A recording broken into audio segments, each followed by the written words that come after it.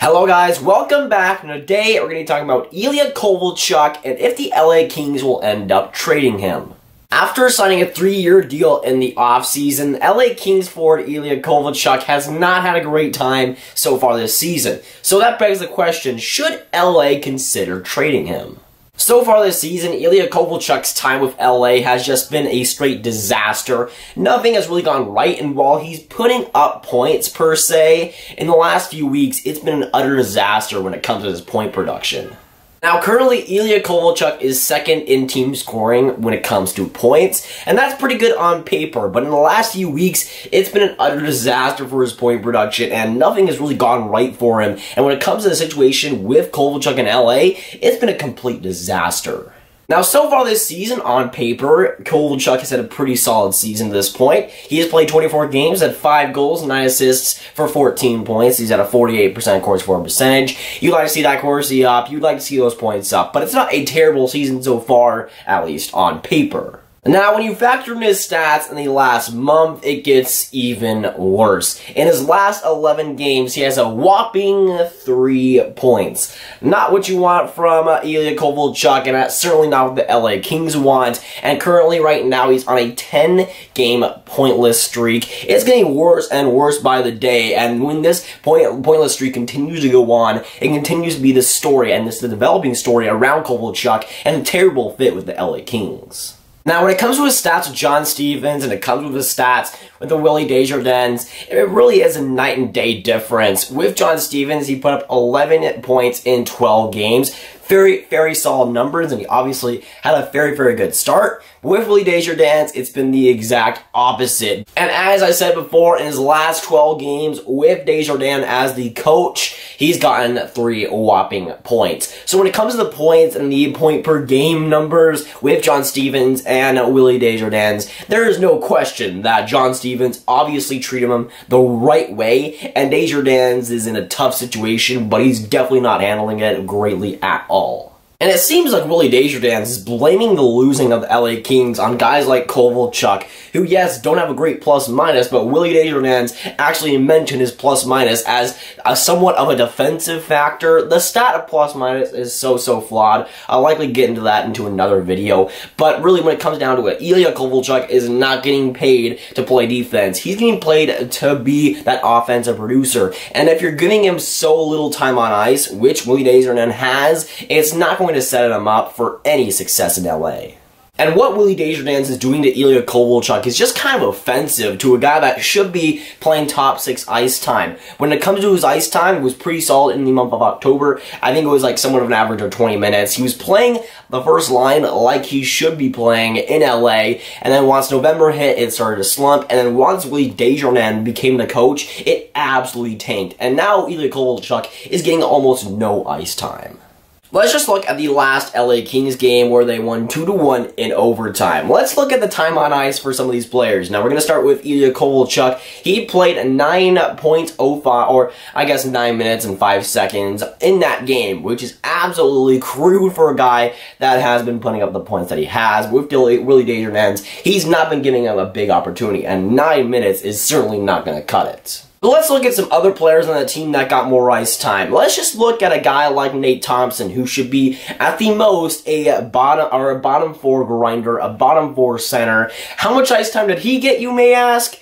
He got 17:29 ice time, 17 minutes and 29 seconds. That is absolutely crazy. Almost 2 times as more minutes as Ilya freaking Kovalchuk. I don't even care if he's 35 years old. I don't even care if he's on a point slump. It's because of Willie Desjardins that's limiting him to so little minutes than he should be getting. If he was playing 20 minutes like he was with John Stevens, he would at least be playing better, even if he still played better with John Stevens.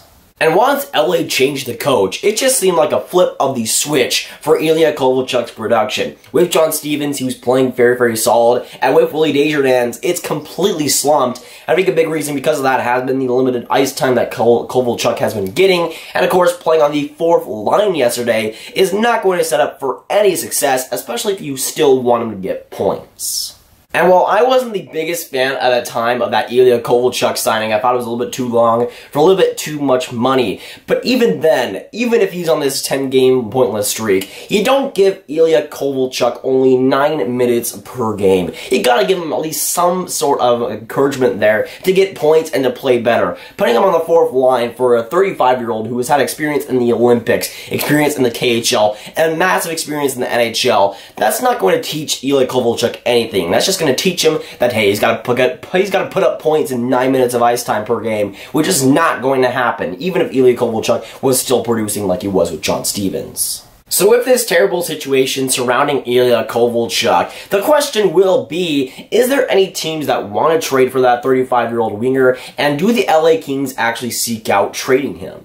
Now, when it comes to potential teams I think could work, I'm going to list 3 teams that I think could be in the mix if Ilya Kovalchuk were to be on the trade block. And I think these will be 3 teams that will at least have some desire to end up trading for him. Now, the first team I'm going to mention is the Colorado Avalanche. Now, this is a pretty interesting one because I think this could work very, very well if Colorado were to go after Ilya Kovalchuk. Now, we know that Colorado's offense is pretty much just solely based on that first line, and the rest of the scoring has been iffy, to say the least. And with Colorado, if they're going to want to make a push in this year's playoffs, they could go after some guys at the deadline. Now, they might want to go after some rentals rather than a 35-year-old with a 3-year deal, but I feel like if they were to go over Kovalchuk, that would add a lot to their power play and would add a lot to their top 6. And of course, he's got massive experience in big clutch moments, and I feel like in the playoffs, he could add a lot to a playoff team. Now, currently, Colorado does have the cap space to bring in a guy like Ilya Kovalchuk, and once again, I feel like he can bring a lot of playoff experience, a lot of just experience overall, being a 35-year-old and having that still, at that age, a lot of skill to contribute for the Colorado Avalanche. And I feel like if they don't go after a guy like Ilya Kovalchuk, they'll go after another forward, I think, at trade deadline. I feel like Colorado is inevitable to go after another forward, but whether it's Ilya Kovalchuk or not, I feel like they're looking for that type of player now. Now, the next team I'm going to mention is the Boston Bruins. They're a team that I think could definitely use a guy like Ilya Kovalchuk. Now, their cap situation is a little bit weird and funky. They got a lot of guys coming off deals in the next year or 2, but I feel like they can make something work, especially with Ilya Kovalchuk coming in. Right now, the Boston Bruins are pretty injury-riddled. They got a ton of guys on that defense that are injured, a ton of guys on that forward group that are injured, and I feel like bringing a guy like Kovalchuk right now and giving him that top-line minutes, I think it could work very, very well. And for Boston, I think they need a guy like that. They can ultimately give them the offensive consistency that they need. And with Boston, I think the depth scoring is a little bit lacking at times. And Ilya Kovalchuk will definitely give that to them.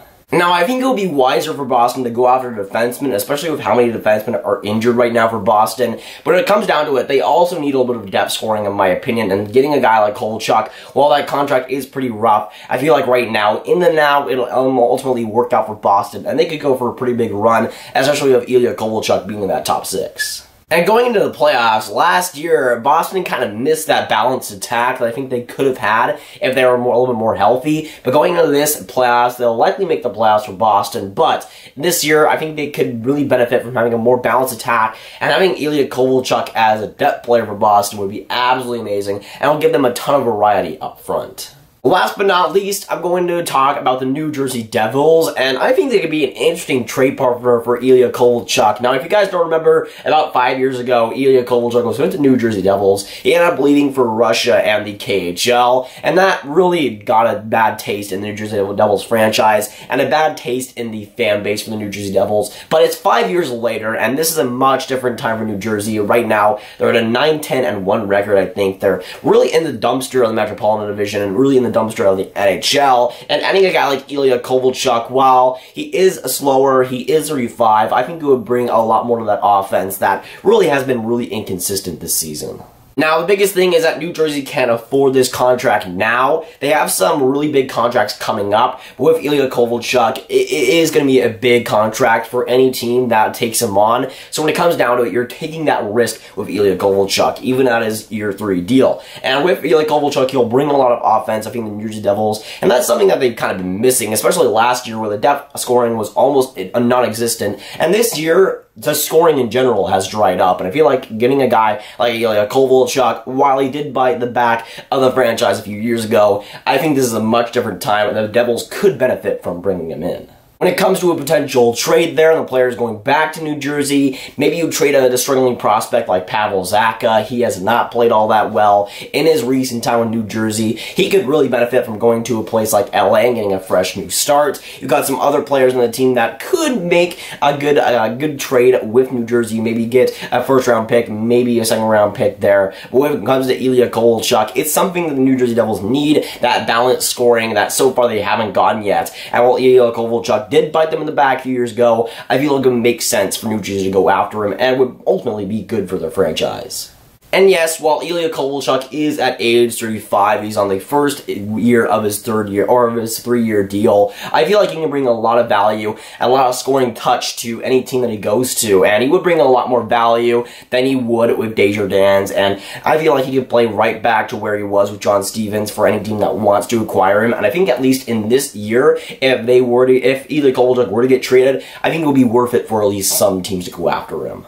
And with this Ilya Kovalchuk situation, you gotta wonder, there's gotta be some sort of movement here, or at least some sort of trade speculation, because with Ilya Kovalchuk, he's just been playing so poor with Desjardins, and he's not getting the opportunity to succeed. So while I don't know if LA will go after a trade necessarily, I feel like it'll be a matter of time before Kovalchuk just really gives up on the team and asks for a trade. Remember, going into the NHL, Kovalchuk was after a Stanley Cup, and right now, he ain't winning any Stanley Cups in LA. He's also not getting any favors from his coach, so I feel like it's a bad fit. And when it comes to my predictions on this situation, I think something has to happen eventually. I don't think he can continue playing games at 9 minutes per ice time before he starts getting rowdy and before he starts getting mad at the team. I feel at some point in the next couple of weeks, if things don't improve, I feel like either LA will do a trade or Ilya Kovalchuk will end up asking for a trade, because right now, both parties do not fit together. But of course, with this situation, I want to hear your guys' thoughts. What do you think about Ilya Kovalchuk so far this season, his points, his time on ice? What do you think about Willie Desjardins treating him the way he is? And do you think there'll be a trade? And if so, where do you see Ilya Kovalchuk ending up? But if you want some more Grav goodness, you can watch this video where I'm talking about Team USA and my World Junior Championship roster predictions. But that is going it for today, guys. If you guys did enjoy, make sure you like and subscribe. Hit that notification bell if you haven't already. You can comment down below. What do you think about this whole situation, and where do you think Kovalchuk will end up if he gets traded? And I'll see you guys in the next video or stream. Goodbye.